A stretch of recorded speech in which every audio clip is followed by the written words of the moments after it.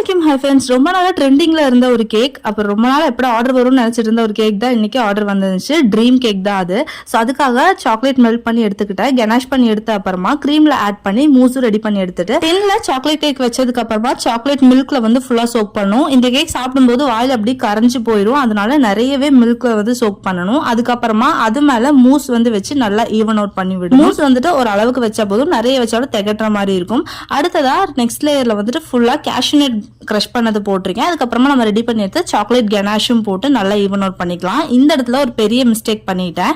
Chocolate வந்து melt பண்ணும்போது எனக்கு மில்க் காம்பவுண்ட் கிடைக்கல. அதனால நார்மல் சாக்லேட் வந்து மெல்ட் பண்ணி ஊத்துறனால அது கரெக்டா செட் ஆகல. என்னடா இப்படி ஆயிடுச்சுன்னு சொல்லிட்டு திருப்பியும் கொஞ்சம் சாக்லேட் வாங்கி அதை மெல்ட் பண்ணி இந்த மாதிரி ரெடி பண்ணி ஊத்துனதுக்கு அப்புறமா மேல கொக்கோ பவுடர் டெஸ்ட் பண்ணி ரெடி பண்ணிட்டேன்.